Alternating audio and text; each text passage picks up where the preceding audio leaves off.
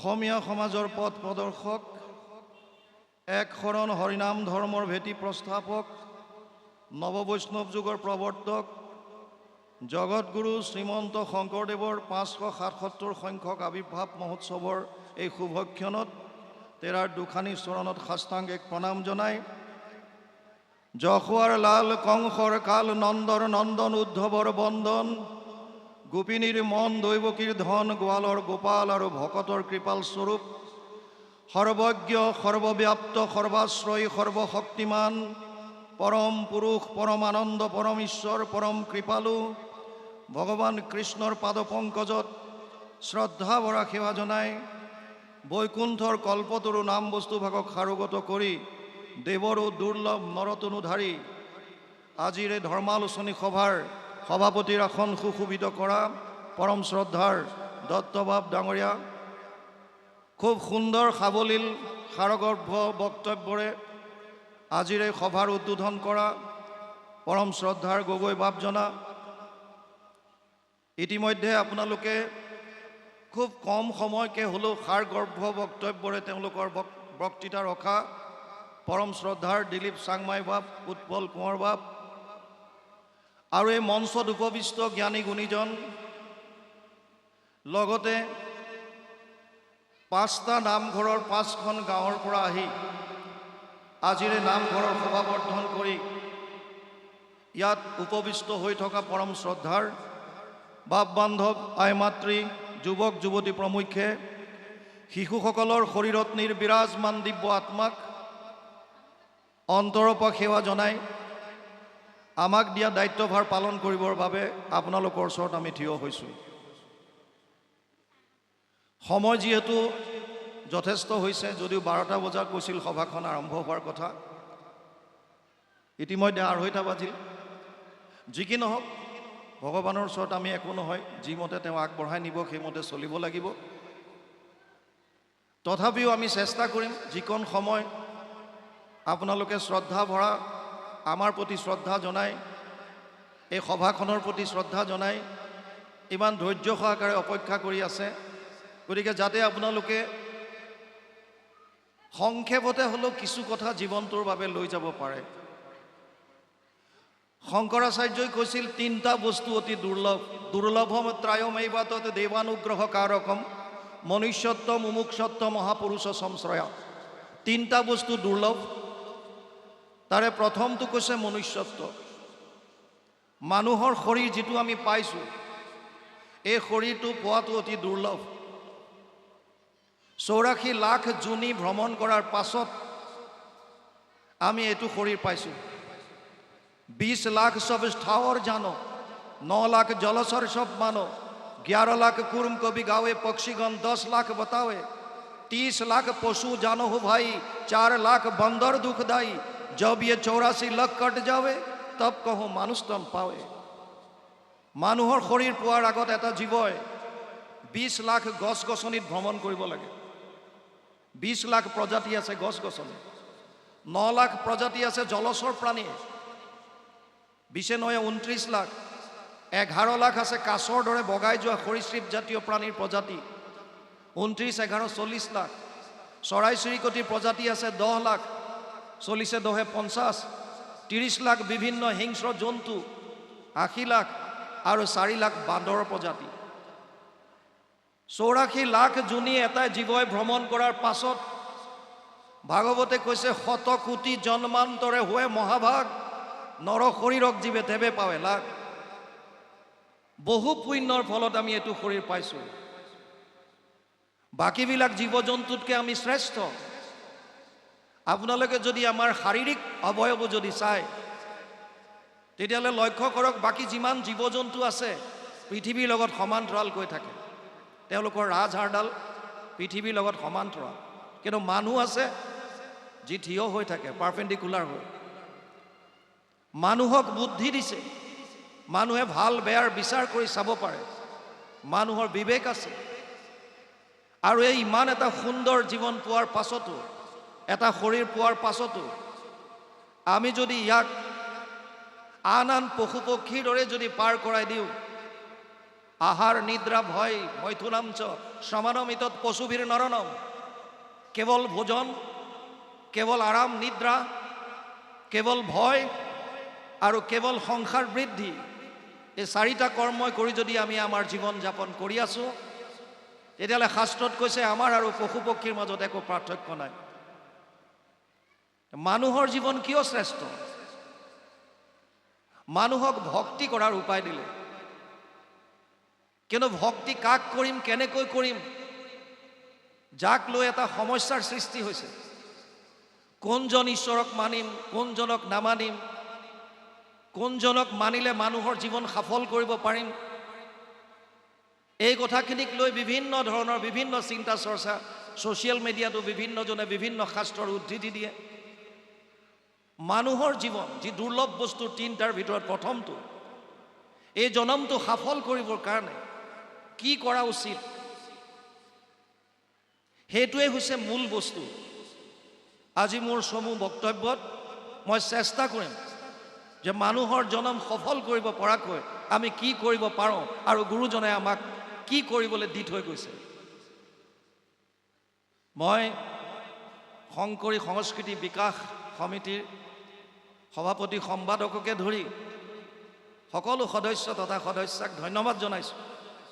তেওঁলোকে গুৰুজনাৰ সংস্কৃতি বিকাশৰ ক্ষেত্ৰত এখন সমিতি, এটা অনুষ্ঠান তেওঁলোকে সৃষ্টি কৰি ইয়াক আগবঢ়াই নিয়াৰ চেষ্টা কৰিছে। ই অতি আদৰণীয় পদক্ষেপ। কিন্তু গুৰুজনাই কি ক'ব বিচাৰিছিল, আৰু আজি আমি গুৰুজনাৰ 577 সংখ্যক আৱিৰ্ভাৱ মহোৎসৱত থিয় হৈ আমি কি কৰিছোঁ, গুৰুজনাই কৈ যোৱা কথাখিনি আমি পালন কৰিছোঁ নে নাই, নে কেৱল সভাৰ মাজতে আমি আবদ্ধ কৰি ৰাখিছোঁ, কেৱল মেল মিটিঙৰ মাজতে কেৱল আলোচনাৰ মাধ্যমেৰে যদি আমি ৰাখিছোঁ, তেতিয়াহ'লে এই বিশেষ প্ৰভাৱ আমাৰ জীৱনত নেপেলাব।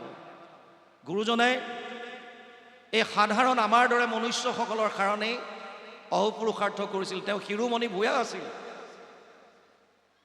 আমাৰ এজন বাপে কৈছে, যি সময়ত গুৰুজনা আৱিৰ্ভাৱ হৈছিল পঞ্চদশ শতিকাত 1449 খ্ৰীষ্টাব্দত, সেই সময়ত ধৰ্মৰ নামত অধৰ্মই গ্ৰাস কৰি তুলিছিল। ইটো দেশে পূৰ্বকালে নাছিল ভকতি, নানা ধৰ্ম কৰ্ম লোকে কৰয় সম্প্ৰতি, নানা দেৱ পূজয় কৰয় বলিদান, হংস সাগ মহিষ কাটে অসংখ্য প্ৰমাণ, নষ্ট গৈল লোক দেখি ইটো সংসাৰত, কৃপাময় কৃষ্ণে পাছে গুণী বৈকুণ্ঠত, ইটো লোক সমস্তকে কৰিতে উদ্ধাৰ, শংকৰ স্বৰূপে হৰি ভৈলা অৱতাৰ।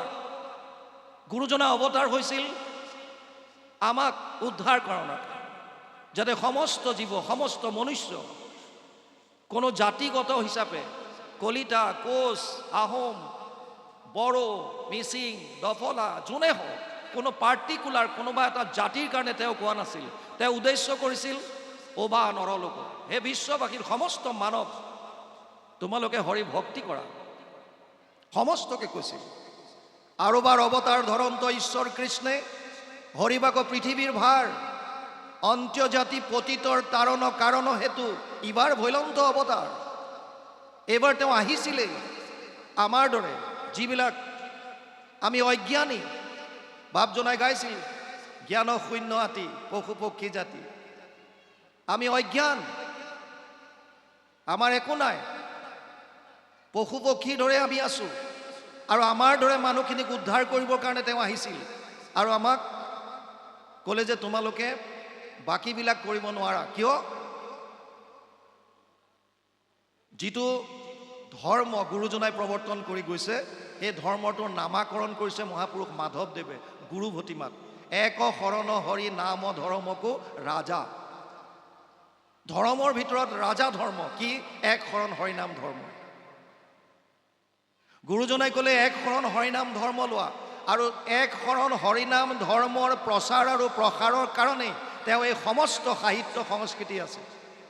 এনেকুৱা কোনো গীত নাই যিটো গীতে ঈশ্বৰৰ ওচৰলৈ লৈ যাব নোৱাৰে। মহাপুৰুষৰ যিমান সৃষ্টি, যাৰ কাৰণে তেওঁৰ গীতসমূহক বৰগীত আখ্যান দিছে, তেওঁ যি নাট অংকীয়া নাট সৃষ্টি কৰিছে, তাৰ মাজেৰেও আমি ঈশ্বৰমুখী হোৱাৰ আমাক আদৰ্শ দেখুৱাইছে। তেওঁ যি সাহিত্য সৃষ্টি কৰিছে, লাগিলে মৌলিক হওক লাগিলে অনুবাদ হওক, প্ৰত্যেকটো সৃষ্টিৰাজিয়ে এজন মানুহক ঈশ্বৰমুখী কৰাত সহায় কৰে। বৰ্তমান সময়ত গুৰুজনাই অনুবাদ কৰি যোৱা ভাগৱতৰ চৰ্চা সৰ্বত্ৰে হৈছে, ভাগৱতৰ জোৱাৰ উঠিছে। কিন্তু যি ভাগৱত শ্ৰৱণ কৰাৰ পাছত ব্যাসদেৱে লিখি থৈ গৈছিল, এতদস্মাৎ পৰম কিঞ্চিত মনশুদ্ধেন বিদ্যতে জন্মান্তৰে ভৱেৎ পুণ্যম তদা ভাগৱতম লভেৎ। পদ্মপুৰাণ উত্তৰখণ্ড ভাগৱত মাহাত্ম্য প্ৰথম অধ্যায় 12 নম্বৰ শ্লোক। তাত লিখিছিল ভাগৱত শুনাৰ পাছত মানুহৰ ভাৱ শুদ্ধ হ'ব, আৰু যদি ভাৱ শুদ্ধ হয় তেতিয়া আমাৰ কৰ্ম শুদ্ধ হ'ব। যদিও আজি জোৱাৰ উঠিছে ভাগৱতৰ অসমত, চাৰিওফালে কেৱল ভাগৱত, কোনো জেগাত অখণ্ড অবিৰত পাঠ, কোনো জেগাত ভাগৱতৰ ব্যাখ্যা বা আলোচনা বিভিন্ন, আৰু ছ'চিয়েল মিডিয়াত আমি মোবাইলত শুনি আছোঁ। কিন্তু এবাৰ নিজলৈ লক্ষ্য কৰক, আমাৰ ভাৱবিলাক শুদ্ধ হৈছিলে নাই? যদি আমি ভাগৱত শুনিলোহেঁতেন প্ৰপাৰলি, তেতিয়াহ'লে সমাজত কোনো ধৰণৰ অপকৰ্মবিলাক হ'ব নালাগিছিল। হিংসা, দ্বেষ, কাম, ক্ৰোধ, ধৰ্ষণ, লুণ্ঠন চব শেষ হ'ব লাগিছিল। কিন্তু নাই, চলি আছে। তাৰ মানে আমি যেনেকৈ ভাগৱত শ্ৰৱণ কৰিব লাগিছিল সেয়াও কৰা নাই। আৰু যি গুৰুজনাই এক শৰণ হৰিনাম ধৰ্ম দি গৈছে, সেইটোও আমি তেনেকৈ মানিব পৰা নাই। যিটো উদ্দেশ্য লৈ তেওঁ দিছিল,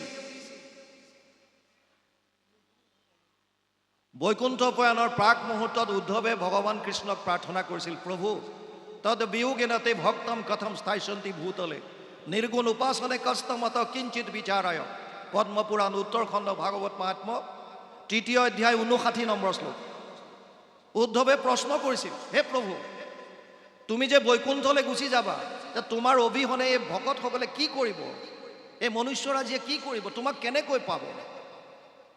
আৰু ভগৱানে তেতিয়া কৈছিল যে তুমি চিন্তা নকৰিবা, মই 3টা মাৰ্গ দিছোঁ মোৰ ওচৰলৈ আহিবলৈ। যোগ ত্ৰায়ময়ী প্ৰোক্তা নৰনম শ্ৰেয় বিধিচ্ছয় জ্ঞানম কৰ্মম চা ভক্তিম চা না উপায় অন্য অস্তি কুত্ৰাচিত। 11:20-6 একাদশ স্কন্ধ 20 অধ্যায় 6 নম্বৰ শ্লোক ভাগৱত। হে উদ্ধৱ, মোৰ ওচৰলৈ আহিবলৈ 3টা মাৰ্গ আছে। কি 3টা? এটা হৈছে কৰ্ম মাৰ্গ, য'ত যাগ যজ্ঞ পূজা পাতল কৰি মোৰ ওচৰলৈ আহিব পাৰে। আৰু বৰ্তমান সময়তো বহুতে যাগ যজ্ঞ পূজা পাতলৰ দ্বাৰাই ভগৱান কৃষ্ণক পাব পাৰোঁ বুলি তেওঁলোকে চেষ্টা চলাই আছে।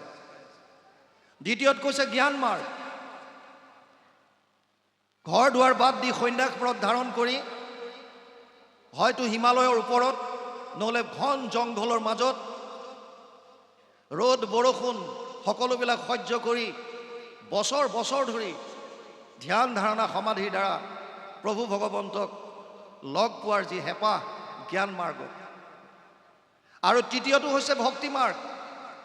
সমস্ত প্ৰাণীৰ প্ৰতি বিষ্ণুময় ভাৱ দৰ্শন কৰি, সকলো জীৱতে ভগৱান যেন দৃষ্টিকোণ কৰি, সংসাৰত থাকি, গৃহত থাকি প্ৰভু ভগৱন্তৰ লীলাসমূহ শ্ৰৱণ কীৰ্তন কৰি কৃষ্ণত একান্তভাৱে শৰণ হৈ আমি ভগৱানক পাব পাৰোঁ।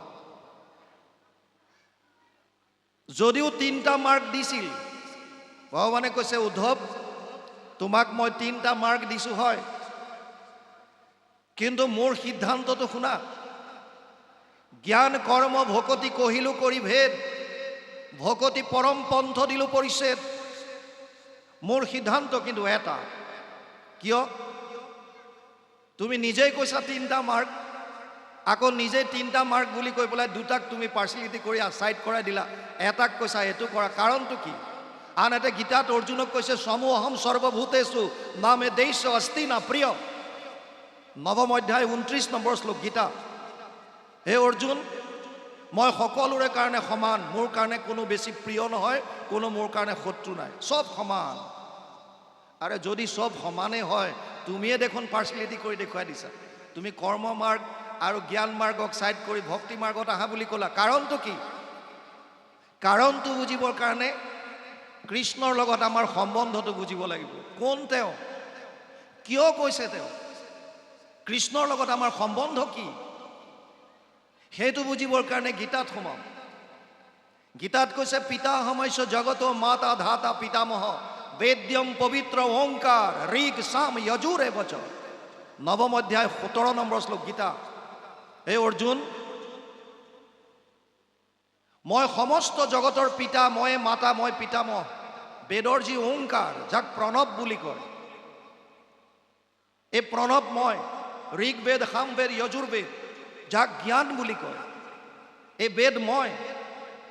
অৰ্জুনক কৈছে মত্ত পৰতৰম নান্যৎ কিঞ্চিদ অস্তি ধনঞ্জয়, মই সৰ্বমিদম প্ৰোতম সূত্ৰে মণিগণা এব। সপ্তম অধ্যায় 7 নম্বৰ শ্লোক গীতা। হে অৰ্জুন, মোতকে শ্ৰেষ্ঠ কোনো নাই।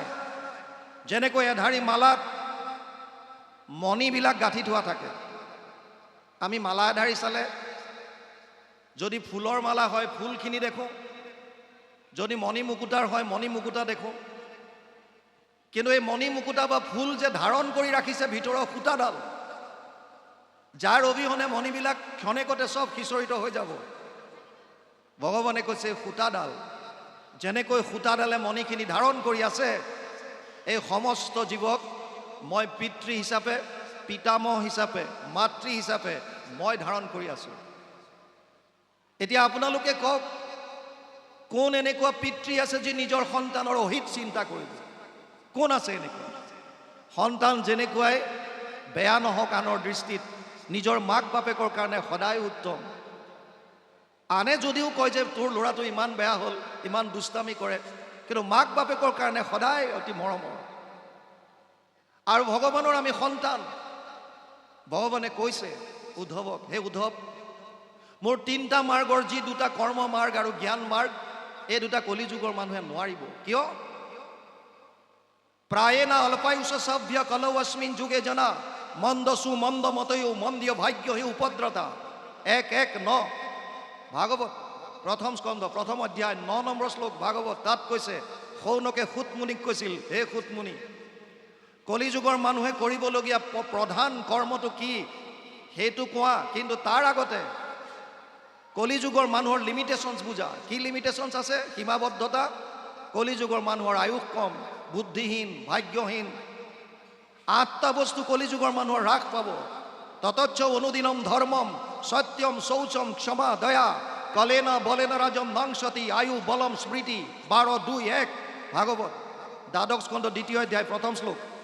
তাত কৈছে ধৰ্ম, সত্য, শৌচ, ক্ষমা, দয়া, আয়ুস, বল আৰু স্মৃতি, 8টা বস্তু কলিযুগৰ মানুহৰ হ্ৰাস পাব। আগতে বেদ কণ্ঠস্থ আছিল, শ্ৰুতি বুলি কয় বেদক। জগত সংহৰি সুতি আছে নাৰায়ণ, প্ৰথম নিশ্বাসে বাজ ভৈলা বেদগণ।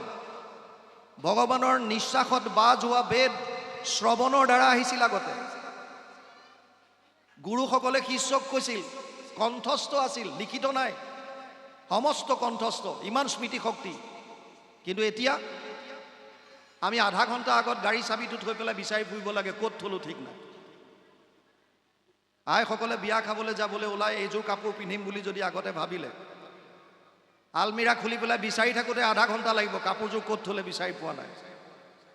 পাহৰি গৈছোঁ, স্মৃতি শক্তি হ্ৰাস পাইছে আমাৰ, সেইবিলাক আমি নোৱাৰোঁ। আৰু কৰ্মকাণ্ড, যাগ যজ্ঞ, পূজা পাতলত বিশেষভাৱে মন্ত্ৰৈশ্চৰ্য পৰিজ্ঞাতম কৰ্ম সুধীৰ মদৰ্পণম ধৰ্ম সম্পদতে ষডভি অধৰ্মস্য বিপৰ্যয়। 11:21-15 ভাগৱত। উদ্ধৱক কৈছে, হে উদ্ধৱ, কৰ্মকাণ্ড কৰাত, যাগ যজ্ঞ, পূজা পাতল কৰাত মোৰ কোনো আপত্তি নাই, কিন্তু 6টা বস্তুৰ শুদ্ধতা তাত থাকিব লাগিব। কি 6টা? স্থান, কাল, পাত্ৰ, দ্ৰব্য, মন্ত্ৰ, ক্ৰিয়া। যদি 6টাৰ শুদ্ধতা নাথাকে তেতিয়া পুৰোহিতজনৰ একো নহয়, যিজন সেৱকী বা যাজক সেইজনৰ বিপৰ্যয় ঘটিব বুলি ভাগৱতে কৈছে। 11:21-15 একাদশ স্কন্ধ 21 অধ্যায় 15 নম্বৰ শ্লোক সংস্কৃত ভাগৱতত চাব। স্থান, আগতে জনকাদি ৰজাই 12 বছৰ নিজে হাল বাই যজ্ঞস্থলী ৰেডি কৰিছিল। কাল, যিকোনো সময়ত যজ্ঞ হ'ব নোৱাৰে, প্ৰত্যেক যজ্ঞৰ এটা বিশেষ সময় থাকে। কিন্তু আমিবিলাকে সময়ৰ প্ৰতি কিমান কনচিয়াছ? আমি সময় এটা মিটিঙৰ দি দিওঁ, ইমান সময়ত হ'ব, কিন্তু আমি কৰিব পাৰোঁ নে নাই? মই ভলণ্টিয়াৰ ৰিটায়াৰমেণ্ট অহাৰ পাছত, আপোনালোকে জানে মই SSBত আছিলোঁ, এছিষ্টেণ্ট কমাণ্ডেণ্ট ইঞ্জিনিয়াৰ হিচাপে। যেতিয়া মই 22ত ভলণ্টিয়াৰ ল'লোঁ, প্ৰথম অৱস্থাত মোৰো দিগদাৰ হৈছে। বৰ্তমান অসমত প্ৰায়বিলাকে জনা হৈছে যে বাপজনে সময়মতে পাব। আমাক কৈছিল 12টা 11:58 মোৰ ইয়াত গাড়ী লগাইছোঁ। 12:02 আগত গাড়ী মই ইয়াত পাৰ্ক কৰিছোঁ। সময় কনচিয়াছ, সময়টোৰ প্ৰতি আমি জাগৰূকতা হ'ব লাগে। আৰু বিশেষভাৱে যোনে যাগ যজ্ঞ পূজা পাতল কৰে, যদি সময় যিটো দিছে সেইমতে যদি কৰিব নোৱাৰে, তেতিয়াহ'লে ফলৰ বিপৰীতো হ'ব পাৰে। তাত যিখিনি বস্তু আমি লগাওঁ, পাত্ৰ দ্ৰব্য, এইবিলাক শুদ্ধ হয় নে নহয়? বিশেষভাৱে মন্ত্ৰৰ উচ্চাৰণ আমাৰ কিমান সঠিক,